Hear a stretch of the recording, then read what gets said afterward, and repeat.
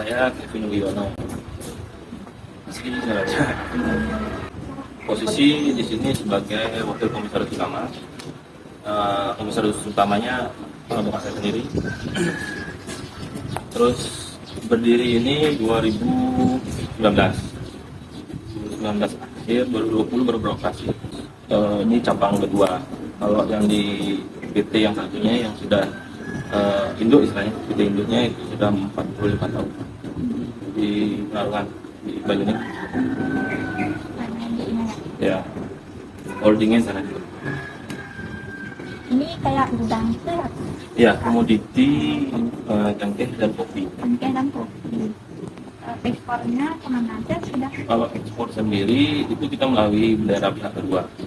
Jadi kalau lokalan kita ke kapal api, terus beberapa bendera-bendera eksportir di sekarang PT Olam Indonesia itu pemiliknya orang India. Jadi memang orang India itu buka cabang perusahaan di Indonesia untuk menyerap kopi yang masuk India harus melalui mereka. Terus kalau kapal api kan itu kan juga pasti Timur Tengah, Eropa, itu India kuasa. Kalau untuk cengkeh lokal Indonesia ya, di Darum, sudah garam, lokalan ada juga banyak artis juga. Dan kita juga Ini selain dari ke Banyuasis. kopi mentah, kopi mentah. Oh, kopi ini. Ya, green bean namanya. Biji mentah, bahan pokok, bahan baku. Kita tidak ada proses berupa serbuk kopi untuk kita jual ke konsumen, tidak. Kita hanya bahan baku, green bean. Jadi ini kayak supplier bahan baku. Bahan baku, kita jual ke kapal api, segala macam. Yang processing kan dia, pabriknya dia, maksudnya dia yang dapurnya dia yang roasting, dia yang packaging, dia yang racik. Kita hanya supplier bahan baku. Waktu pandemi itu kan berdirinya pas pandemi ya. Pas pandemi. Enggak ada kendala. Kendala kalau untuk hasil bumi tidak ada kendala karena tetap itu kan kebutuhan pokok juga kan, kopi, cengkeh, jadi rokok segala macam itu kan mereka konsumsi, jadi tidak terlalu pengaruh. Paling pengaruhnya untuk ekspor aja karena di saat pandemi itu tidak ada perjalanan tongkang itu. Jadi kalau tongkang itu selama pandemi itu Indonesia kan tidak ada impor barang atau ekspor barang segala macam, jadi kendalanya di ekspor impor. Latar belakangnya kalau itu dari orang tua, kan dari bapak saya sendiri merintis itu karena dilihat komoditi ekspor ini bagi kita itu masih usaha yang long lasting, jadi untuk jangka panjang itu sangat bagus karena kalian tahu sendiri untuk saat ini adanya e-commerce segala macam, adanya kayak online shop segala macam itu yang dijual adalah retail. Sedangkan kalau komoditi ekspor ini komoditi kayak seperti kopi, cengkeh tidak bisa dijual dalam e-commerce. Gitu loh. Jadi untuk jangka panjang itu masih sangat baik. Dan di Indonesia itu kan negaranya subur, penghasil kopi cengkeh juga bagus. Indonesia itu termasuk ketiga terbesar di dunia penghasil kopi. Setelah pertama Brazil dan Vietnam juga Indonesia. Kita lebih fokusnya ke Indonesia. Tapi itu beberapa juga lampu dari Jawa Timur ini kayak Tampil, kayak Jember, segala macam, dari Mataram, terus Flores. Tapi 60% itu dari Bali deh, bukan dari Bali Tabanan. Bukuannya. Ya, bukuannya gitu. Kendala terbesar yang Bapak ini selama Kendalanya apa ya? Paling ya kayak pertumbuhan perekonomian ini ya, karena kan komoditi hasil bumi ini masuk ke dalam ini juga kan, saham. Jadi ada naik turunnya gitu. Ya, ada namanya Bloomberg. Jadi hari ini berapa poin ini segala macam tuh dia ikut dalam perusahaan saham. Jadi kita pinter-pinter kayak kapan kita harus kita atau kita harus jual, kita harus kira-kira. Jadi kayak hasil ini segala macam kayak kopi ini hari ini belum tentu bisa nanti sore gitu, jadi pagi bisa naik gitu. Jadi kita harus selalu ya paling kendalanya, tapi ya itu salah satu. kalau penanganan komplain itu kayak gimana Pak? Karena nggak ada orang yang komplain. Kalau dari petani atau kita beli nih dari supplier kita tidak ada, tapi kalau komplain ada yang kayak dari kita, itu pasti ada komplain. Oh, Komplainnya itu berupa seperti misalkan contoh, kita kan pakai ekspedisi pihak kedua, jadi kita tidak menyediakan truk atau mobil pickup atau apa, tidak. Kita pakai pihak ekspedisi karena satu tidak merepotkan kita untuk memelihara semua kendaraan, karena kendaraan itu kalau kita tidak benar-benar tahu tentang kendaraan atau bagaimana itu cara merawatnya, yang ada sendiri yang dibohong-bohongin sama supirnya. Terus kalau kita di jalan ada apa-apa malam, ada makanya jalan kalau malam sampai pagi nggak bisa tidur gitu. Jadi kalau kita sudah pakai pihak kedua, kita terima surat jalan, tanggung jawab jalan itu jadi jalan sudah asuransi. Mungkin terkendala kena hujan, atau mungkin di awal-awal quality controlnya kurang, mungkin ada miss, atau mungkin ada. Tapi kalau misalnya kayak timbangan kurang atau misalkan ada kualitas yang kurang sesuai standar, itu biasanya potongan. Kalau ada potongan terlalu besar, kita tarik ulang.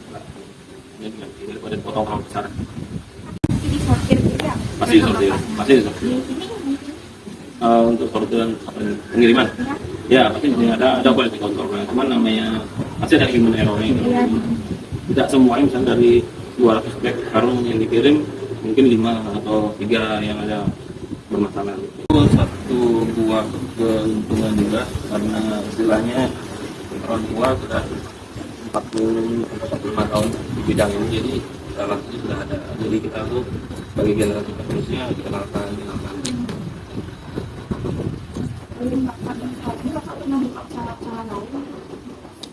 Pernah dulu zaman kuliah kan, terus habis itu di sini pernah joinan sama ada beberapa terus dua usaha. Terus habis itu karena tidak di bidangnya, tidak ada di bidang seperti kayak restoran, tidak ada di bidang seperti itu, akhirnya ditarik balik ke perusahaan. Dulu balik perusahaan dari awal, sama saya orangnya pas, jadi dari awal kita langsung dari posisi yang di bagian grade. Jadi di grade itu fungsinya apa? Di grade itu fungsinya untuk nge-grade sebuah barang, kita tahu kualitas seperti apa. Dari sana itu jadi kita tahu, bagi kita buka kita harus tahu barang apanya apa. Karena kopi itu banyak jenisnya. Kopi ada arabica, ada robusta pun dibagi jadi beberapa macam. Robusta banyak sekali, ratusan. Jadi mungkin kita harus tahu, oh ini seperti ini, ada airnya sekian, berapa meter ada biji matinya, ada biji yang rusaknya segala macam, biji pecah, kita harus tahu kualitas masuknya mana. Karena di grade terkopi itu dia tuh ada grade 1, grade 2, ada AP, ada grade 2, banyak sekali. Nah, itu permintaan pabrik seperti apa kita harus bisa buat yang jelas, karena defek berapa defek itu kotornya sampahnya berapa, ada airnya berapa, terus size-nya berapa, itu harus kopi kayu betul kok lokal-lokalan buat kopi dulu. Untuk ekspor itu ikut ada grade kopi nasional. Itu dari sana baru ke pemilihan. Kemudian kita udah bisa komunikasi langsung sama pelanggan, kita bisa tahu juga dari sana baru pindah ke bagian sama lapangan sama orang tua, ada yang lapangan kita baru ke direktur keuangan. Di sana 5 tahun terus yang karena kalau kita langsung di posisi kita sudah tahu barang seperti apa. Karena istilahnya gini, kita sebagai kamu kan sebagai bos, kamu harus tahu misalkan kamu buka usaha, itu misalkan apa ya, misalkan restoran, kamu sebagai bos, kamu harus bisa makan. Kamu bisa tapi tidak harus kamu lakukan. Karena apa? Kamu tidak bisa dibodoh-bodohin sama uang.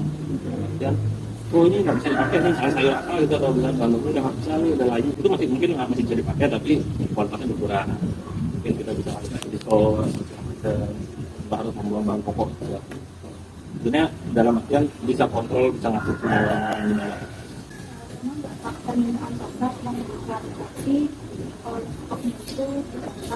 Nah itu kita juga harus belajar dari pengalaman. Itu namanya Bapesta. Jadi kita tuh selalu punya stok, selalu punya stok niaga untuk mensuplai permintaan. Karena kita jadi kita harus punya lubang misalkan 5. Jadi kalau dulu kan orang harus neken itu harus ngangkat itu naik ke paruh segala macam. itu kan satu persatu kalau ini kita langsung maraton. Kapasitasnya komplit pun buat maraton. Ini cukup ya.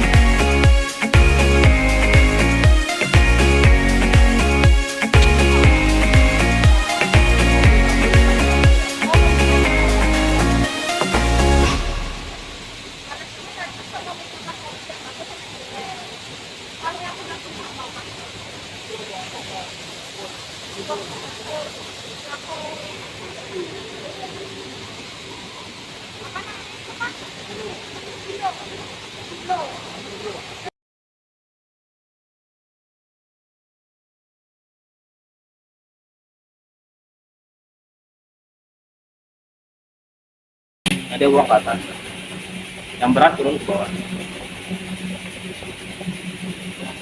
Yang ringan berdarah. Karena kalau jalan terhitung semua memang enggak. Karena tegak, karena tekanannya tinggi dari sana. Kan tembak abu kotoran ditembak. Ini sungai besar, kan limbah itu besar. Karena buat apa juga kita buang limbah, orang abu ini laku. Jadi sampai ampasnya abu ini laku untuk makan ternak, dibuat pelet-pelet api itu makanan ternak sama untuk pupuk. Untuk pupuk bagus sekali. Tapi memang harganya tidak seberapa, satu karung 100 kilo itu Rp55.000. Tapi kan masih bisa berubah uang. Tandus. Jadi makanya dulu kita belikan tanah subur, di atasnya dilapisin, ditanam-tanamin, dikasihin pupuk biar dia subur lagi. Kita putar. Satu, biar agak sejuk lah hijau. Kedua juga kita manfaatkan untuk nanam-nanam ini. Jadi biaya untuk memelihara penghijauan di sana dibiayai oleh kebun sana sendiri. Jadi perusahaan tidak ada mengeluarkan biaya. Jadi kayak misalnya dari hasil jual pisang, pepaya, lele segala macam. Di saat musim sepi ya itu malam-malam itu kuli-kulinya yang Jawa-Jawa itu dia bantu-bantu sana. Kan dia dapat komisian. Jadi hasilnya itu berapa dapat komisi bagian masuk khas di sana buat biaya beli pupuk, motong rumput, buat. Jadi kita manfaatnya kita dapat, tapi kita nggak ngeluarin biaya. Aset yang diberdayakan gitu. Jadi aset tanah yang kalau mungkin sebelum kalian kan enak nih sekarang lihatnya hijau ya. Jadi sebelum hijau itu dulu. Waduh, gersangnya luar biasa. Kalau pohon kelapanya memang udah sama. Jangan baru susah sedikit udah menyerah. Nah itu sering kan ngeliat kayak video-video orang ada di game-game tuh kan kayak segala macam tuh. Orang menggali sudah setengah lama prosesnya di depan mata tuh ada berlian, tapi dia menyerah. Dia udah puas, padahal kalau dia menggali lebih banyak, lebih dalam lagi masih ada, Jadi jangan pernah puas, tapi bisa mengontrol diri. Usaha terus. Ya, jangan pernah melihat di atas enaknya orang kayak begini. Kita berambisi, kalau berangan-angan aja tidur nggak akan datang duitnya. Kita punya usaha. Kalau kita tidak pernah kunjungi atau apa segala macam, vibes-nya akan beda. Karena kalau kita semakin kita pakai hati, kita datangin usaha itu walaupun gimana susahnya kita jalanin dengan hati, vibes-nya auranya akan beda. Bagi pemilik harus semangat, tetap happy. Kita buat arisan tiap bulan. Tapi di akhir arisan itu harus ada sesi sharing. Hari ini siapa jadi pembicara? Maksudnya kamu harus sharing omsetmu berapa, profitmu berapa, segala macam, apa kendala segala macam, sharing di retailnya seperti apa, dunia ini seperti apa, perekonomian kita seperti apa, kita bangun apa ya, apa segala peluang ke depan yang bisa kita bangun sama-sama. Maksudnya kita have fun oke. Tapi setelah itu kita penutupan kita harus ada sharing. Maksudnya ada manfaatnya lah gitu, nggak hanya Semakin circle-nya, karena circle itu penting. Contoh adalah misalnya siapa hobinya apa, pastikan circle-nya di sana. Sekarang kalian sudah harus bisa cari circle kalian. Cina 18 atau 89 lebih angka filosofi segala macam dalam itu, karena branding itu sangat penting. Misalnya branding itu kalah, kamu segimanapun berusaha sulit untuk berubah. Branding itu penting sekali.